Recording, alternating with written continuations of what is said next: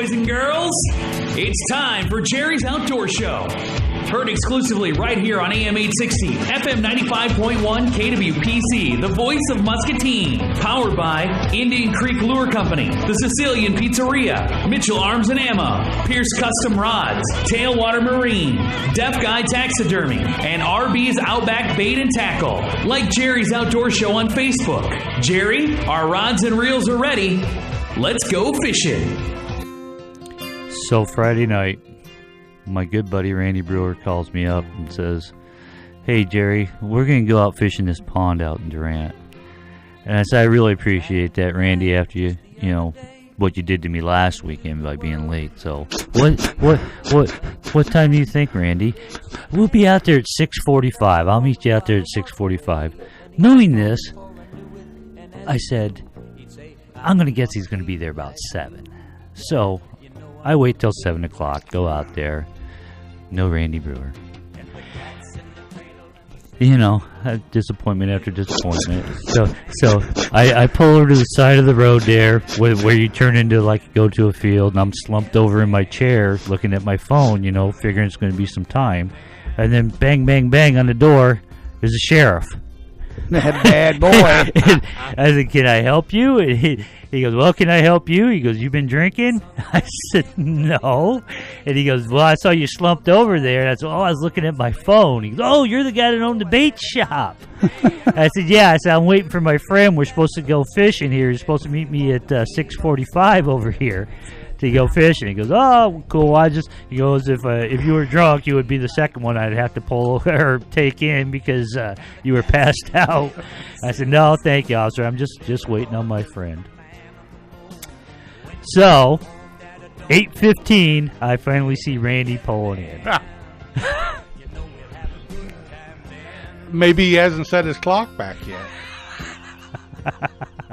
So anyway, a little bit of delay. My good friend Randy Brewer showed up, and we went fishing. We went fishing out there at that little pond, and we did pretty good, didn't we, Randy? Yeah, it was clean. Well, we was going out there to check the pond to see if what was in there was what was in there. Right. And it was nothing but what he said. Right. Catfish, bluegill, and bass. Yep.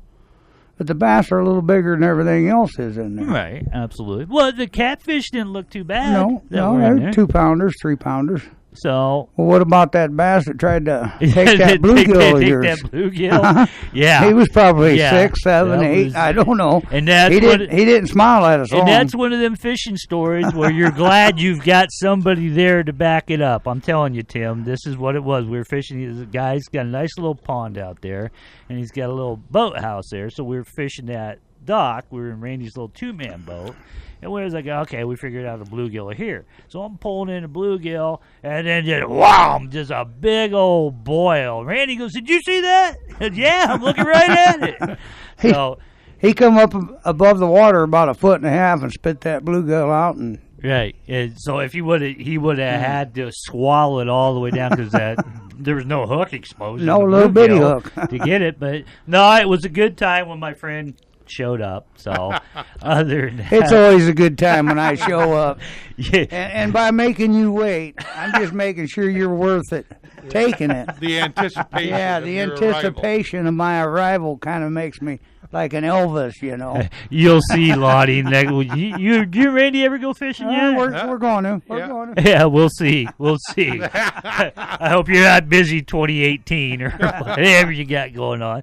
But anyway, my other good friend, Lonnie Ford, this is how good a friend he is. I stopped out at his place Friday. I said, well, I need to get these bunk arms for my boat because my boat wants to keep drifting off the trailer whenever I'm in the cedar. So Lonnie said, well, I think I got something like that. So I went out to Lonnie's place, and after we got done with the show Friday, and Lonnie goes, well, let me take you into the garage here to show you what's going on. Well, let me get a battery for this. I was like, well, they're bunk arms. Well, I need a battery. So he pulls this thing out, and it's one of them anchor hoists. He goes, well, let me see if I can get this thing to work, and you'll see how neat this is. I was like, really? What has it got to do with bunk arms? And then he cleans it all up, gets it to fire up and all that. And he goes, well, what the hell am I doing? You wanted to look at something else. I have a bunch of odds and end parts, and people are always looking for something. And Right. I just happened to talk to somebody that was interested in that Right. deckhand, Right. and I just took it for I just slipped right into that mode. Right. So anyway, we went out. And he had this old trailer out there, and it had the bunk arms that I was looking for, guides or whatever you want to call them. They're basically they come up off the trailer, and they're at an angle, and it keeps because the cedar is notorious when you put in at Moscow. That water with my boat, because it's a V style, wants to keep drifting it off the trailer, and it can be a bear getting it to get on there centered. So anyway, we got the bunk arms, and I asked Lonnie. I said, "Well, Lonnie, what do you want for him?" And then Lonnie goes, "Well, what do you want to pay for him?" I was like, "Well, I really don't want to pay nothing for him. Well, I got to have something for him." He goes, "I'll tell you what you do." He goes, "Now you take them home and put them on the trailer. And if they don't work out, just bring them back, no charge." It's like, okay.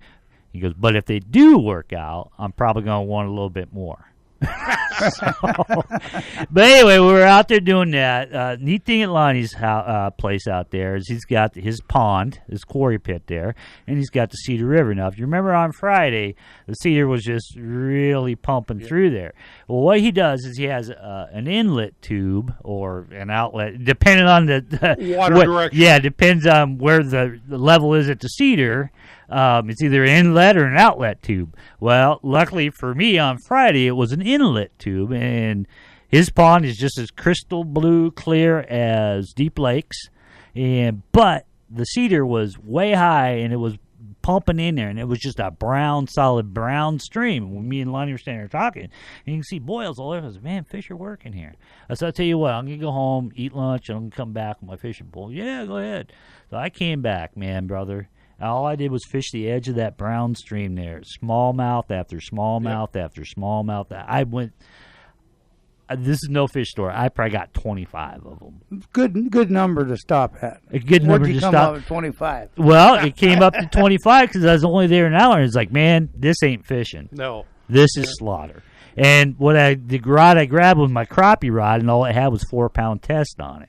So they kept snapping it. So I was like, all right, I got some 12 pounds. So, do the old surgeon knot where you tie it on there and wrap a couple wraps of that. And I went to a deep diving crankbait and just pulled it along, just banging them rocks. And every once in a while, the rock would go the other direction, and you'd pull it up, and it was like, psh, it was just crazy. But there's a lot of decent smallies. There was smallies in the largemouth, but no walleye that I could come across out there. Like I said that earlier this spring on a radio show here where I got into one of my best fishing days, but it was right after ice was out. The water was, mid to low 60s, and we got some real nice bass, a little bit bigger ones out that day. But there again, I'm the same as you. For when it comes to bass, I catch and release. Right, yeah. So. Well, I catch and release pretty much in 99% of whatever I catch. Yeah. Except for catfish. Because we got to keep those up because we got September 24th at the VFW. Starting at 5 o'clock is Jerry's Outdoor Show, Fish Fry #2. That's September 24th. September That's 24th on a Saturday. I'll call you the week before and let you know. Everybody else, it's 5 o'clock, but we're going to tell Randy noon, so he'll be there at 5. But no, actually, everybody's all stoked up about it because Randy, I tell you what, for all the grief I give you, dude, here comes the other side. Timmy. Here comes the butter. I know. Here comes the butter. Hear from a guy that owns a house in Florida and doesn't want to pay anything for something he got from Lonnie. Right. I'd rather not pay nothing for him. Yeah. Free. I'm Mr. Free. Right. Well, if you're giving me if you're giving me the option, but that's how he can afford that house. Exactly. I know. Hey guys, look, I'm wearing the same clothes from my bait shop days. I'm trying to help you, Randy. I know. But anyway, to the point I was trying to make. See that segue? But anyway, everybody keeps going on, Tim Scott included, about the fish that you fried up at the last fish fry. So everybody is already salivating at the next one. Old Timmy boy said he's going to even be there early this time. Yeah. So get there. Everybody's in anticipation of it, and he has a request. I don't know if you want to fulfill it or not. I was wanting some special frog legs. Oh, I told you the kitchen help will have them. Okay, all right. But Did as you far catch as- that part? The kitchen help. All he's got to do is come in and Getting butter help. one piece of bread. But we're just cooking flathead Yep. and catfish, Yep. Right. and that's what we're not doing. No crappie. We're not doing the bluegill. Right. No smoked fish this time. We're Yep. just going to stick with Yep. flathead Yep. and catfish. Yeah, the whole catfish last time. Well, was and we like, got some. wow. We got some filleted catfish. Well, too, yeah, they were because just some, too big. yeah, they're too big. And then to some fry of the up bigger whole. ones, we're just going to stake them out this time. You know, Right. the ones that are like 4 and 5 pounds, we'll just stake off the front part so Right. that they'll cook up better. Right. So that's what is going to go on. That's going to be down at the VFW. It's a good time. It's a $10 a clean plate. We figured that out from the last one. we need to charge just a little bit more. Yeah, we kind of lost our butt, but that's all right. We Yeah, we had fun. lost $2. That's All what we right. lost One out on of the my whole pocket, deal. one out of yours. Right, exactly. It's like, yeah, goes that Lonnie. house in I was like, Florida. Lonnie, we're $2. Show you. See ya. He's out. So you talk about that. So anyway, no, we did good. We know what we're doing this time. Hermit Longhorn and the Port Louisa trio or duo will be there. They'll be performing like last time, and we'll have our good friend Tim Scott, who'll be shaking hands and kissing babies and whatever else he does when he's on these meet and greets out in the public. Mm-hmm. So anyway, what we got going on today's show? We got the damn guy. I got the new damn guy. He'll be calling in at 10:20. Damn guy better call in. Right. So What damn number is he going to call in on? He's going to call on the 8600. On the damn request He's line. going to call on the damn request line. Okay. So anyway, the thing with Prairie Land Communications out here is we only have one phone in this studio. So if you have any questions that you want me to ask the damn guy, give me your damn questions. You can either call us or you can text them in. Yeah, text But him. do it before he comes on at 10:20 so we can be sure and ask him. A nice young guy. His name is Chris, and I look forward to talking to him, and, you know, we'll ask any damn question you want to. So anyway, what's going on out there on fishing-wise? I opted out of doing the fishing reports. We're just getting to Well, that you time know, of season. like Saturday when we went, the wind was notoriously blowing. Oh, yeah.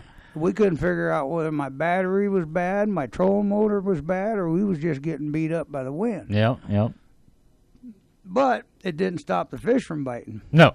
And then that wind turned around from the west, come out of the north, Mm-hmm. and then them bass really picked up. Oh, yeah. Say just that quick. Yeah, we had that. We had that one period. I don't know, it was about 8 or you No, didn't show up till we got 8:15. Between 9:30 and I don't know what About times we call it 10:30. quit 1. Yeah, Yeah, so 1 we did. so we were hitting them, and then we figured out the dudes got these aerators out there. And it was like if you would cast right in the middle of them aerators, then you'd start picking up bluegills. And they're a good-sized bluegill. And the catfish look clean and all that. And we also found out if you fish by one of those fish feeder things, they really bite pretty good. Lonnie knows a little bit about that, right? Yeah, we're But- still feeding them. But the weather, I mean, the weather ain't been bad. We're going to get some more rain tonight in the morning, but they got some up in Illinois, but that's all going to come down through the Rock Right. River by the time it hits Mississippi. Right. I don't see it raising that at all. So Well, what I saw on the charts is, or the hydrologic thing, it looks like 10-9 is going to be a slow rise. and that's beautiful for flathead. Right, and I went out Wednesday night on the Pool 17, hitting the wing dams out there, and I pulled up some sizable channel cats and a few these little baby flatheads, just like that. Yeah, They were yeah. just thick as could be on the wing dams. But I tell you what, I'm glad I went by myself. And I'm glad I didn't take my wife, and I'm glad I didn't take a couple of my novice fisherman friends, because I tell you what, that river was a rocking and a rolling. I mean, it was all I could do to stay put. I put the anchor out there, put all the line out there, but man, it was kind of like being in the Gulf when the squall was up. It was really a rolling out there. So other than that, what you know goes on down here? That just like I said, the catfish has gone nuts right now. Right. Not a lot of crappie. No. The only ones getting them spider rigging. Right. And Odessa's putting out some huge catfish. Mm-hmm. And the Mississippi, most of them, like I said, they're smaller, but they're sizable. I mean, 1.5 pounds is pretty good eating to me. All right. And, Tim, you got the charts up right now. What's it looking like it's sitting at? It says it's at 9.72 feet today, and by tomorrow morning at 10 a.m., it's going to go up to 10.1 feet, kind of stay there all week. And then, let's see here. Yeah, pretty much stay, next Wednesday all the way out to that, 9.9, so 10 feet. Right. Looks like it's going to stay at around 10 feet for a week or so. Well, that's great. That's good news. So get out there and get after it. Out there on the sea or the Mississippi. Yeah. That's why I kind of stopped doing the fishing reports, because they're all basically the same, and we're just into this time of the year. Right. So if you haven't got it going on by now, give me your number and I'll look at buying your boat for cheap. For free. Yeah, I don't like to pay a lot of money. He'd buy a spare house in Florida. Maybe buy a guest house for my good friend Tim Scott when he comes down. There you go. I don't like this. I'm out of here. But speaking of guest house, did you get a hold of your sister? She's working at the dentist today. She's a hygienist, so she was just between patients there. But there you go. That's about like me. I'm always between patients. But anyway, officially as of 3:00 yesterday, I'm officially on vacation. So Sunday, me and the wife are going to Lake Rathbun. Oh, that's right. We rented a cabin up there. We were going to go to Lake Michigan. Will it be a romantic type of a weekend? Or? No, my wife's going. Okay. Yes, it'll be, well, it got a lot less romantic now after I uttered that. What did you do that to me? But no, me and my wife are going, and we got a cabin, and it's dog-friendly, so my dog's going. Pretty economical. She talked to the guy there that rented the cabin to us, and hopefully we'll have him on the radio next week, tell him about our experience. But other than that, we're going to go up Sunday, and we're going to stay through till we'll come back Tuesday night. So it looks pretty good. I told her to make sure to pack sleeping bags and some sweatshirts, because it looks like the high is like 72 on Sunday. So we're going to just change that fast. So I wanted to go up to Racine. I wanted to go salmon fishing, but with all the trouble going on up there in Milwaukee, which is pretty close to Racine, I think we're going to go to Lake Rathbun instead. But interesting enough, Lonnie, last week you mentioned something about hunting. The DNR setting up a program, and there was a news story here this morning on that. Mm-hmm. And what they're doing is they're getting farmland, and they're opening it up to hunting. Now, the one I saw was mostly on Iowa County.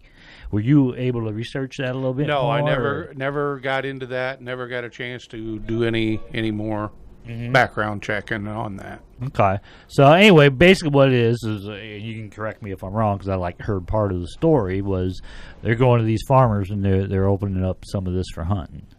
Now, when I'm thinking about this, until the first farmer's house gets shot, till there's a bunch of trash out there, I don't know if they can, take it back or whatever, because I can see some people being, hey, I don't like this deal. Well, you bring up an interesting point there. From my understanding, and I may be wrong on this, but from my understanding, if you have the state stock your pond, say for instance, you do got to. You have to let them. You let them hunt or fish for a period of time, but if they do just exactly what you're talking about, if they come in and trash the place, or whatever, then you've got the right to say no more. Yeah. From that point on, so yeah, and I can easily see that happening, because I know a lot of the trout streams that I fish up north, it's still farmland. I mean, they got cows running around, but they put these ladders to get up and over the fence and stuff like that. So, basically, all in a nutshell,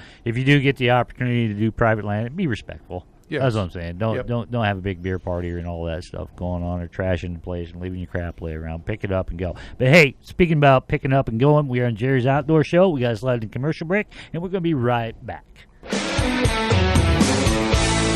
Hey, don't touch that dial, Brocated Chip. Don't say it's a fine morning or I'll shoot you. We've got more of Jerry's Outdoor Show right here on KWPC, AM 860 and 95.1 FM.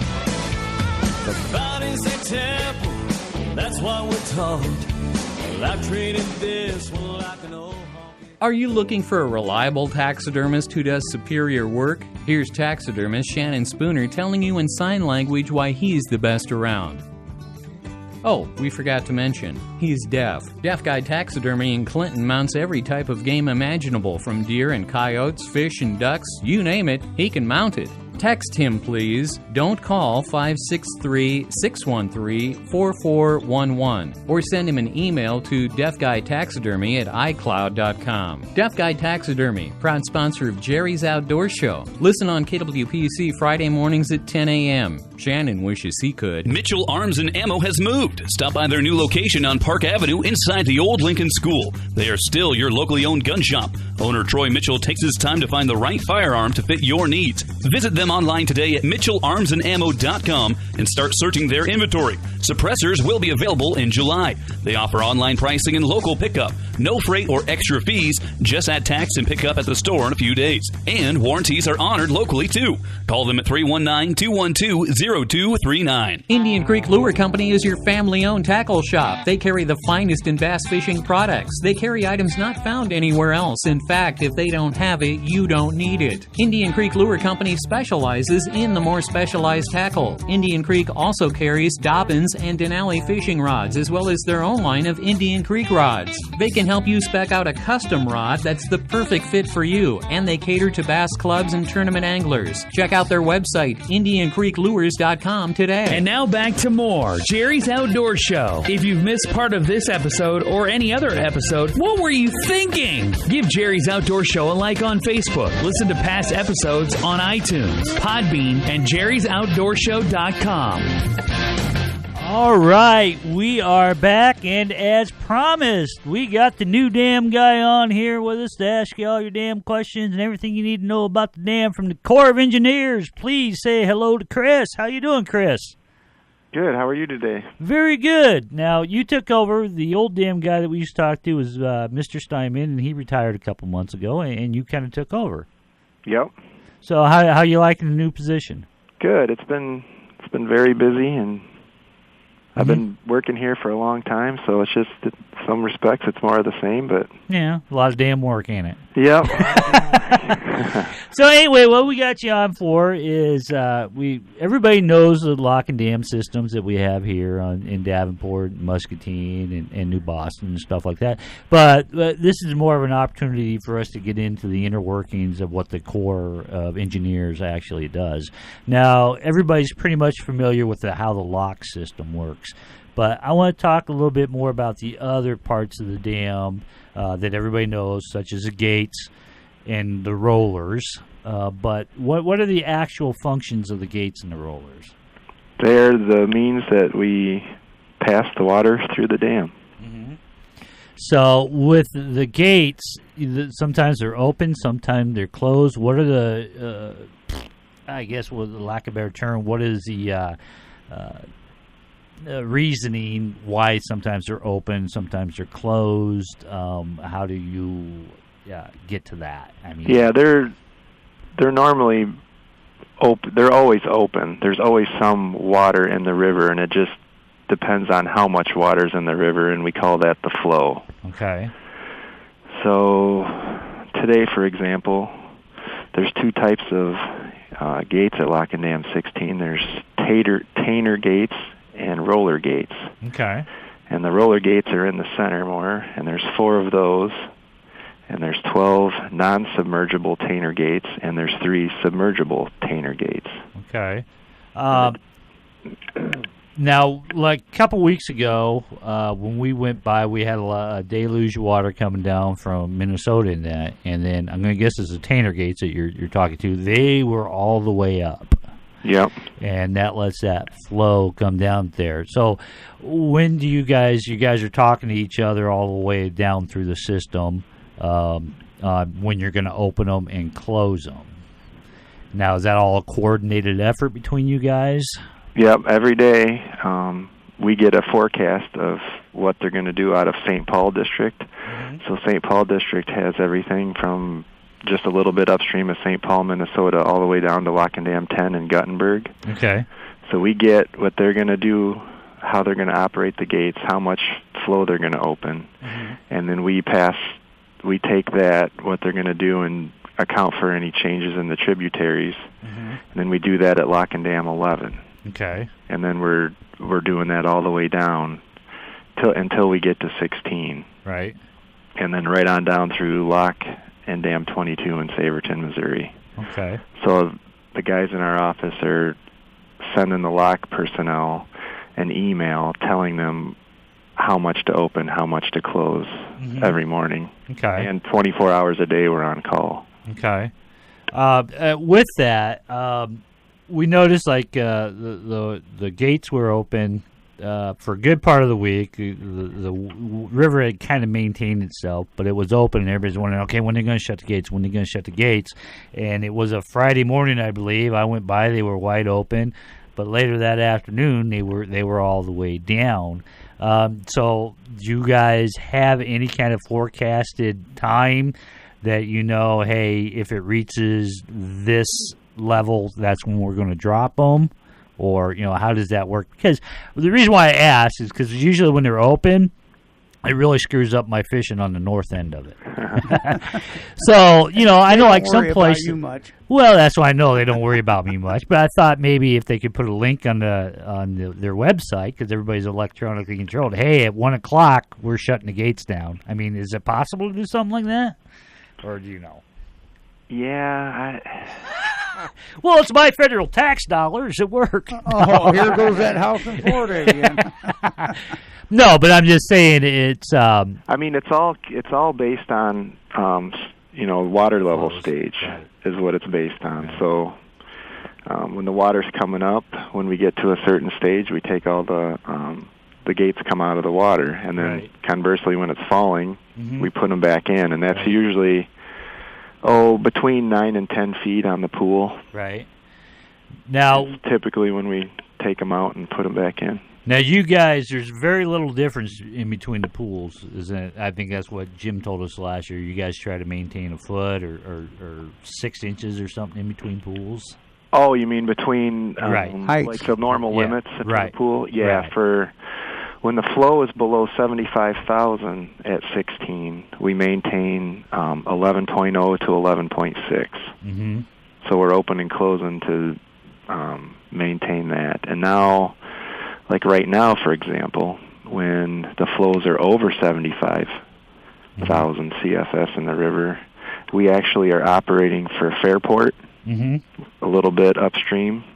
Right. And depending on what the flow is or what the flow is going to go to, we'll actually draw the pool down to maintain that 10-4 at Fairport. So, for example, now the pool's at about, at 6 this morning, it was about at 10.7. And that corresponds to 10.6 at Fairport. Okay. So we got a couple tenths cushion there right now. All right, that's awesome. Now, I know that the Corps actually has a couple boat landings that they take care of. There's one up by Mount Pillier, and there's one down by Kilpack Landing, or is Kilpack Landing, I should say.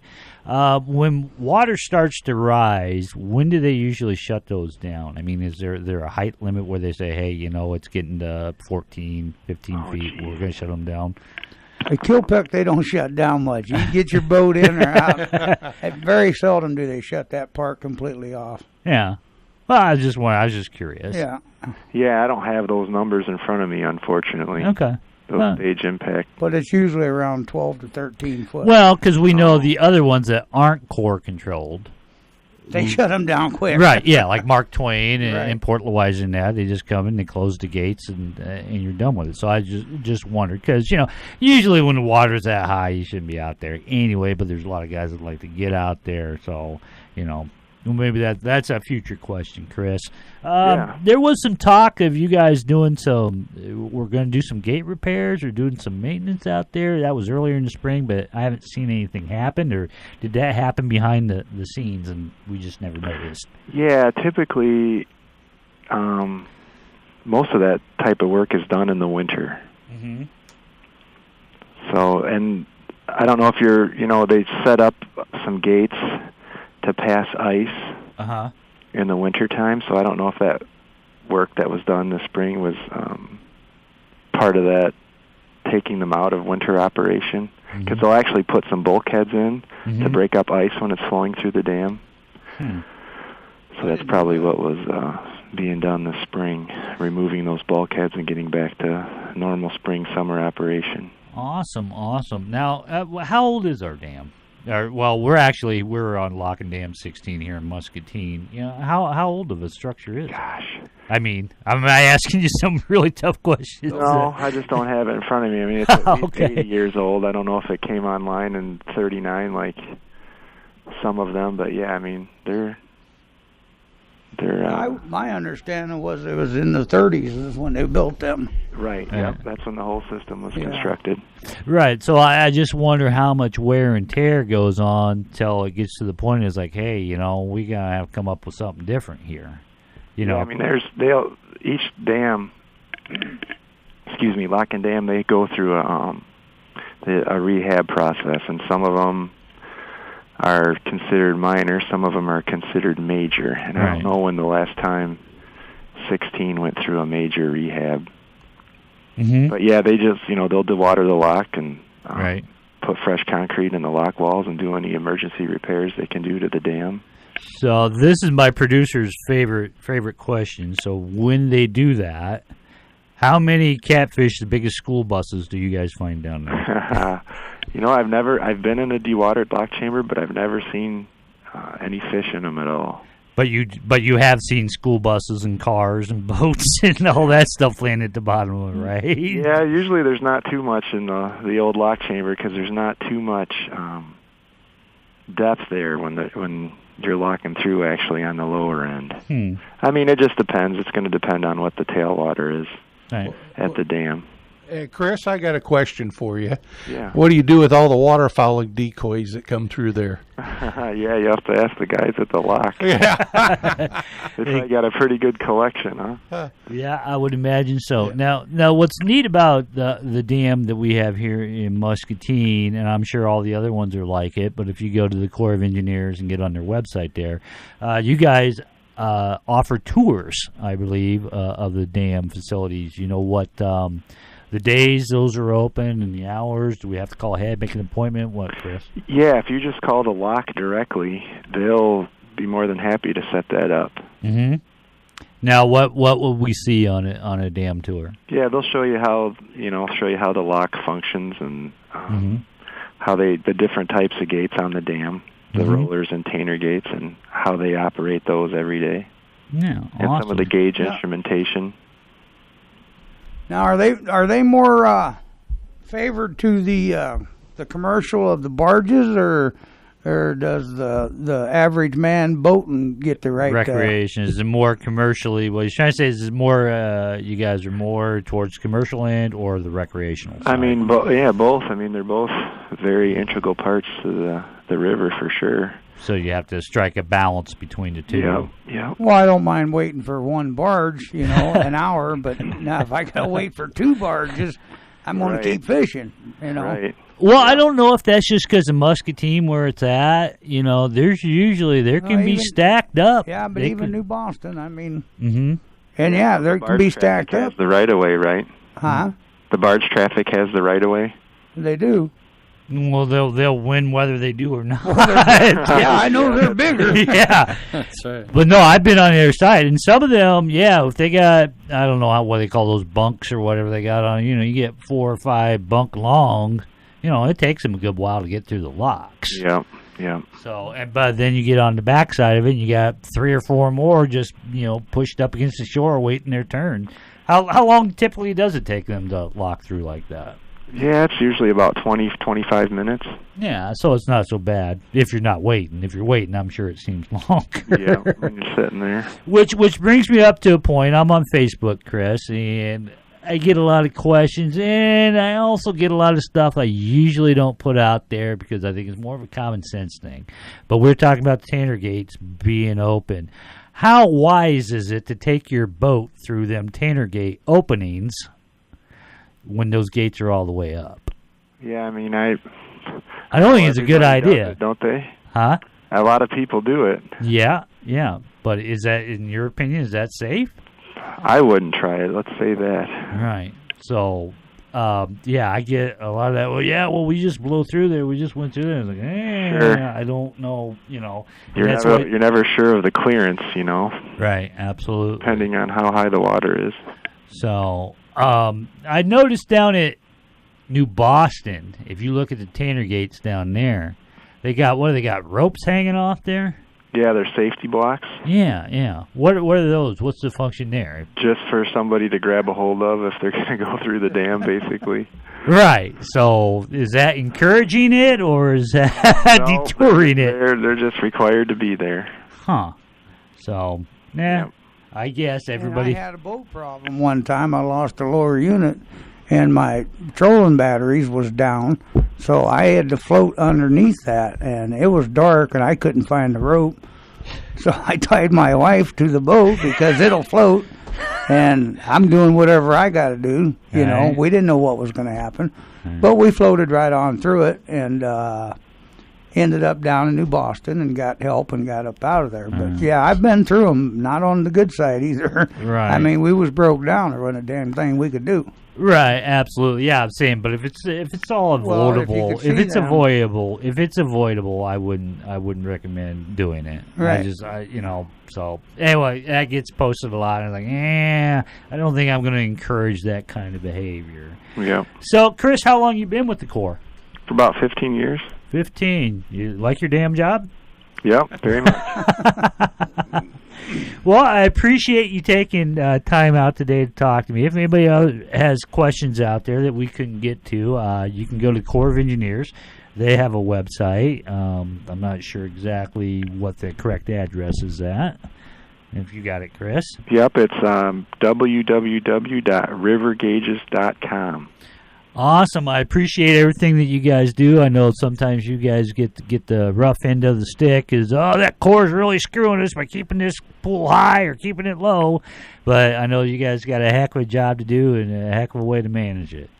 Nope, and if anybody has any questions, there's a contact us email on rivergauges.com, and that comes directly to us. So if you have any questions, we respond to all of them. So yeah, and I have to say, for the 4 years I've had this show on the radio, it isn't hard to get a hold of anybody in the know out there at the Corps. They'll answer your phone, they'll take your questions, and they'll give you an answer. But like I said, Chris, I appreciate you taking your time out this morning to be on here. Great. Thank you guys very much. All right, we'll see you later, Chris. Have a good day. All right. Hey, Jerry, I was just thinking there was the definitions where we were talking about this and with Chris about locking through the dam. Mm-hmm.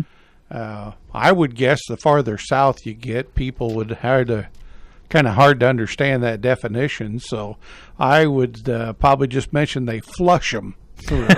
Flush them through. Well, Randy likes to talk about floaters. Yeah. But that's the difference between country folk and city folk. Yes. So right now, hey, we got to slide into a commercial break and take care of some sponsors. We'll be right back. Hey, don't you go anywhere. We've got more of Jerry's Outdoor Show. No man alive likes to be called high-smelling and low down. Right here on KWPC AM 860 and FM 95.1. She said, hello, my name is Bobby Joe. Meet my twin sister, Betty Lou. Pierce Custom Rods are handcrafted of the finest materials available and designed to provide the most enjoyable fishing experience imaginable. Each rod features a perfect blend of power, action, and detail customized for the user. If you want the utmost in performance, quality, feel, and appearance from your custom rods, choose Pierce Custom Rods. Search Pierce Custom Rods and like them on Facebook or call 563-299-8645. The place where he was born and raised. Sounds like a place to fish or baiting down at the bottoms. This is Randy Brewer from the Outback Bait and Tackle Shop. When you're ready to go fishing, to hit the river and local fishing holes, come and see me. I've been fishing our local areas for over 40 years. I'll be able to set you up with the right bait and tackle for our fishing holes in the area. I'll even throw in some of my experienced fishing advice. So before you head out to your fishing hole, come see me at the RB's Outback Bait and Tackle, located 16114 County Road X61 here in Muscatine. Call me at 563-506-0490. Sign says 9 to 5. Call anytime after. We'll get your bait. Is your boat not starting well or running to its fullest potential? Have Nigel at Tailwater Marine take a look and have it running tip-top again. Conveniently located on Mississippi Drive, just south of downtown Muscatine, Tailwater Marine has years of experience and the skills to keep you worry-free on the water. Tailwater also carries towables, water toys, and accessories for your fun and safety on the water. Call Tailwater Marine, 563-264-BOAT. That's 563-264-2628. That's a spicy meatball.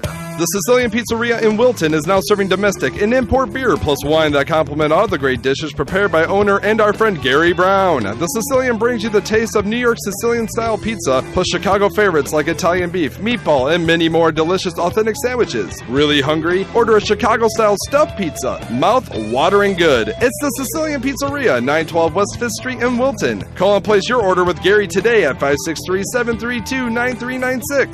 Satisfy your taste buds with the Sicilian. And now back to more Jerry's Outdoor Show. If you've missed part of this episode or any other episode, what were you thinking? Give Jerry's Outdoor Show a like on Facebook. Listen to past episodes on iTunes, Podbean, and jerry'souttdoorshow.com. All right, we are back. Like I said, I'm headed out Sunday. We're going to leave Sunday morning. We're going to take a leisurely ride. And we're going to get down there. Look at these yahoos in here. They're sort of leaning back, not even paying attention to what I'm saying in here. But we got a couple catfish tournaments going on. We got bombers going on up there in Bennett. And our good friend Lonnie Ford's going to represent Team Jerry's Outdoor Show in it, you know. So... Do you remember the details on that? Because as I frantically strolled through my phone. My wife and I went up Monday night. Mm-hmm. Yeah, I believe it was Monday night. Anyway, we went up there. They do put on a nice little meal for, a hamburger and stuff for bar food. And we kind of met with them up there a little bit and talked to on the phone to Junior, who's in charge of that. And it's their inaugural fishing contest. Right, correct. And it looks like it was a pretty nice little place, and looks like it's going to be a lot of fun. Okay. So what do you need for sponsorship? I mean, you need a 2016 Ranger, some new fishing poles, a bunch of. I already saw you make a deal with Randy out in the parking lot for some stink bait. Well, if I could just get my bunk arms paid for off a boat trailer, that'd be a start. Well, yeah.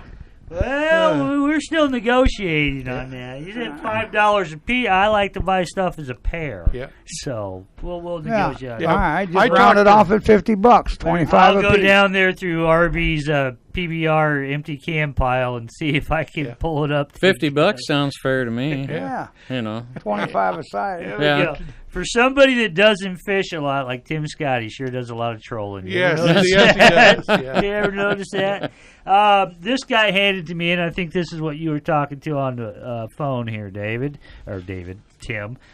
Reading this in front of me. For Jerry's Outdoor Show, it is a federal offense to go through the dam when the rollers and the gates are open. The DNR has been stopping boats that do this. So there you go. You heard it here. It's a federal offense. Don't be cruising through there. Common sense to me, man. You shouldn't do it. You shouldn't do it. Shouldn't do it. So Don't do it. Save yourself that money, then you could have a second house in Tampa, Florida. But anyway, what else we also got going on is I kind of screwed it up last week. Is we also got Skylar Bowman, which is that's your nephew, right? Yeah. He's got his fisherman turning going. That's in Buffalo, isn't it? That's going in Buffalo, and I had the Facebook thing right here, and then when I put my phone down, it disappeared. Well, that's a pretty good size. There's a lot of turnout for that. He does a fine job. Yes, he does. I went to it last year. I didn't participate in the tournament, but I tell you what, once you get past Mount Pillier there.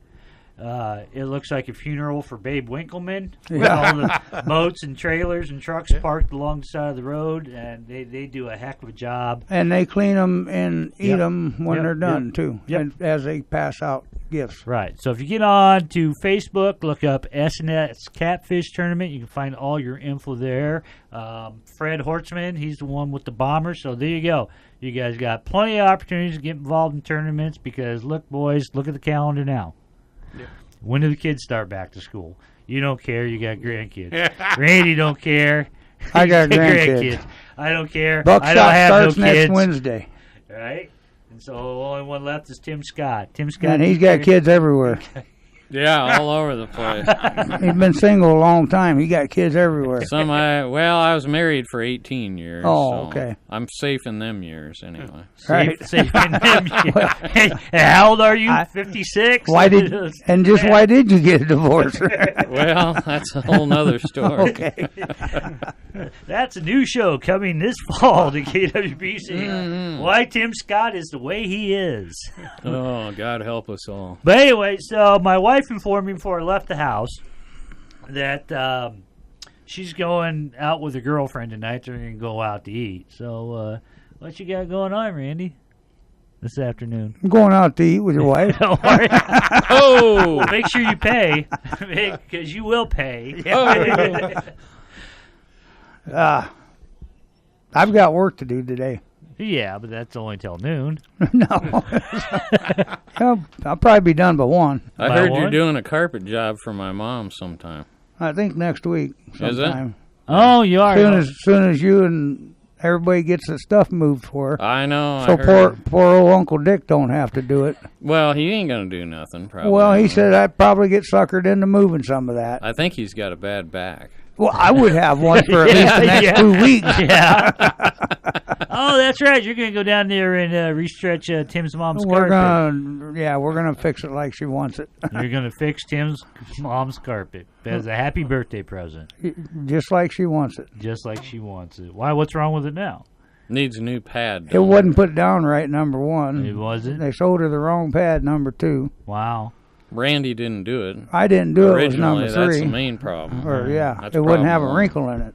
Right. Well, make sure you do a good job, Randy, because we've got about 5 or 6 more shows left. I don't need Mrs. Hatfield calling in every week. Hey, it's coming loose in the corner here. Oh, yeah. Hey, there's something underneath of it here. That's your pet bird. Your mom's got birds? No. Oh. She does now. With every free carpet stretching comes a pigeon. He's gullible, isn't he, today? He jumps right on them lines. Well, he's nervous. I mean... Yeah, he's going out of town. Yeah. I'm not nervous At about the romantic weekend. I mean, boys, have you been as married as long as I have? Which is a year and a half. A year and a half. Speaking of that, my good friend RB, which he wasn't late for, we went down Sunday, and if you've never been to this, Randy called my wife up, got her all excited because there was going to be a bird show down in Burlington, West Burlington. So I said, went out, this is what happened Saturday. I went out fishing Saturday. And then I ended up at Green Chevrolet Saturday afternoon buying my wife a new Jeep. That was after we was fishing. Right, after we went fishing there. And, while we was fishing, she was shopping for a car. She'd been shopping for it for a while, and she just narrowed it down to the Jeep that she wanted. So we went up Saturday night, got the Jeep, but Sunday morning, Randy was going on. Well, he had actually gone on about all week about the bird show going on down there in Burlington and how we should go down there. My wife, bird show. So I was like, all right, cool beans. We'll drive down to the bird show. So, of course, Randy was getting out early. He was leaving early. I said, we're just going to drive down there, and we'll meet you down there. He goes, yeah, we're taking off about 5:45. We left about 7:30. And, of course, we got to Wapello. We passed Randy at the KC's getting donuts. But anyway, we get down there, and it's not only a bird show. It's like the biggest flea market, this yard sale, or whatever you call it. My wife starts going off on me. How much cash do you got? How much cash? I ain't got enough money. I need some cash. I ain't got cash. I got a second house down in Tampa. I don't got any money. You go over and give me some money. About that time, we saw the Brewers pulling in. We got to go to the ATM and get money. I didn't know it was all this and that. But we went down there, and Randy and my wife kind of took off to go look at birds. And they did have some birds there. Now, my wife was telling me a story, Randy, and I can't hardly believe this. You guys were looking at some of these birds that this guy had, but he didn't have them for sale. He just brought them. And she said, Randy goes, hey, why'd you bring birds to a garage sale if they're not for sale? He said because he had to have the judge him. What the hell do you mean the judge him? Well, he had a certain perfect set of birds, and they had to be judged by a bird judge so that he could say whatever he does to sell them. See, so what did you think of the prices? Were those good prices on birds? Because there was a lot. Because we have the king whites, right? But they had a lot of different birds I ain't never seen before. Well, I ended up buying 6 birds altogether. Oh, did you? I give 5 apiece for 4 of them that weren't even there. The guy worked in Muscatine. He lived in Morning Sun. You gave $20 for 4 birds that weren't there? Yeah. You and me going to talk after the show. So the guy delivered them in Muscatine. So we haven't squabbed tonight? On Monday. I've got to sort out the bad ones because I did get one with a black feather in it. Well, I don't want to deep fat fry a bad one. I mean, no, we don't want a black feather. You just take the paring knife and you just cut that out like a banana. Yeah. Right. Yeah. But and then I bought 2, and I can't remember the name of them, but they're just like a mourning dove, but they're pure white too. They're a lot more what you might call a daintier bird, you know. Not a whole lot of meat on them, Timmy. Yeah, we got to stick with the big ones. Okay, all right. Yeah, but if you notice that show, they had ducks, they had chickens, they had everything that had feathers on it. So it must be the bird flu thing flew out the window. I don't know if it was really around here much or if it was just in the big chicken things that they're starving for diseases. Well, I thought they didn't want you guys to fly pigeons while that bird flu thing was going on. Like I said, I'm not. That's you and Kathy's thing is the pigeon things. I try to stay over here and look at other things. Well, if I see any of my birds puking, well, then I'm gonna assume they got the flu. But I just don't see any. How it works? You go to the veterinary, get some Theraflu or some. Here you go. I don't worry about. Here's some secrets. That much the flu. Well, how do you wash those? Or do you? Well, down in the creek? First thing I did when I brought these home was. You mean to get the feathers off them before you cook them? Or? No, the reason I bring this up is last night I always watched the recap of the 2016 Iowa State Fair. And they actually had in the Ag Building last night, yesterday, you could go in and line up where you could actually wash a chicken. Right. Wow. You dip it in water, and then you put suds on him, and you go through like 3 different dips of water, and then you take a hair dryer, blowgun, and you blow dry them. Right. Yeah. How much were they charging for this? Oh, that was just free if you wanted to get in line to do it. You can make $5 or $6 off. Yeah. Probably get all the bugs off them. But yeah, the first thing I did when I brought them home was de-lice them. Right. And they get lice and they get, but you just take. I got a big square pan that goes like under a washer, and I put Epsom salt and water, and they'll take a bath and they can drink it. They don't mind it salty. Yeah. But that gets rid of all the lice and bugs on them. Then you slice up a couple onions, some basil, some thyme, turn it on 350, and start come back fire. in a couple of hours. Get your noodles ready. Actually, that's what my wife has at our place. She bought one of them baby pools, so it's like a pigeon spa. Right. And them damn birds will get in there, and they will. And I'll tell you what, when it's raining and they're outside, not a thunderstorm, but just like a little light rain, they'll line up on the top of that loft, and it's like they're doing yoga. They'll stretch them wings out. They'll lift them up like they're taking a shower out there. It's the damnedest thing you ever seen in your life. Well, Kathy, if you're listening, have him hook up an air compressor to that and give him a little sauna and a little whirlpool in there for him. There you go.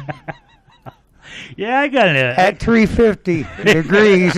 You got that air compressor for your nail gun already. Yeah, so. that's absolutely right. Yeah, I can put a little heated towel rack and everything. Yeah. Now maybe he could just come out to your place and get some parts for all that, but there's still that matter of he still got a bill he won't pay. Yeah, that's right. I didn't say I wouldn't pay it. There he goes. Yeah. I didn't say I'm going to Rathman, man. I'm broke. I'm tapped out. You know how much it costs to take a dog to Rathman? Well, nothing. But anyway, we'll get settled up, Lonnie. We'll get settled up. So anyway, so you want to go fishing this afternoon, Brewer, or not?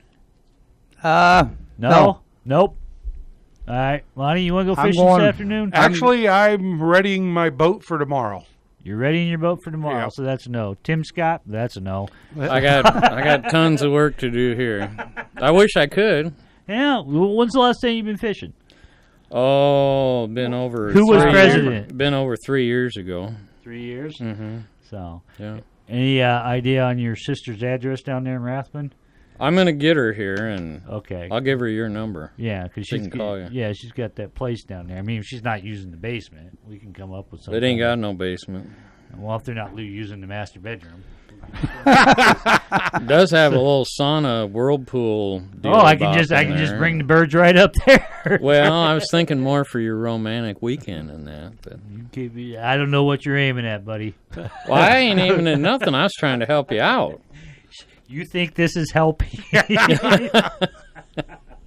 No, actually, it should be a grand time. Like I said, it should be a little cooler. I'd bring a couple candles or something. I mean, I got lighters. I got flare guns. Ain't nothing Zippo can't take care of. Yeah. No, we'll see what it is, but I'm looking forward to it. Like I said, we'll take the scenic route. We'll go down through Washington, Ottumwa, all that Just what are you stuff. going after other than the walleye and the northerns?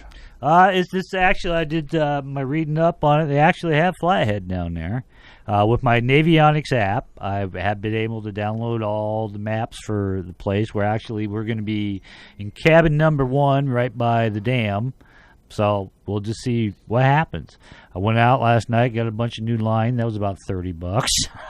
You buy the good stuff. Yep. Reline everything and all that, and get stuff ready and good to go. But hey, you're not going by through Columbus Junction and down that way. Yeah, that's the way we're going. Turn on the interstate there before you get to Washington. I'll go down like by Mount Pleasant and right. Yeah, that's where we're going through. There's some Mexican restaurant we stopped at one time when we were getting the birds. Mm-hmm. We had to go down there by where's Ansel? Not Ansel, Grantwood. American, whatever that little town is there. Right. That we went to the house there to see the American Gothic house. Right. And it's a little town.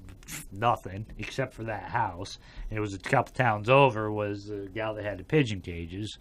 So as we were coming back through, we stopped in Mount Pleasant. There was a real good Mexican restaurant. We stopped there and ate, and it was fantastic. And lucky for me, 2 blocks away was a Casey's with a bathroom.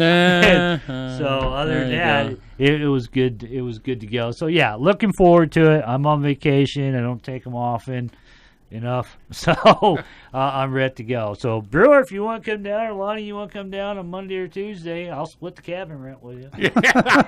Now for things back here, I was thinking, do you want me and Randy to kind of watch your place for you? I mean, do you got any spare keys you can make us? Or I don't need keys. Oh, okay. I'm a carpet layer. I can get in any house. Okay. As long as I got the right house, I'm getting in. As long as he's got the right house. Have you ever done that? Oh, at once. Go to install carpet. It's at 605 5th Street. My dyslexic was 506. Right, exactly. So look, they didn't move any of the damn furniture, any of this stuff. Come on, let's move the furniture and start pulling the carpet, boys. All right, with that, we're out of here. If you get any wayward carpet layers in your house, it's Randy Brewer. Don't be too excited.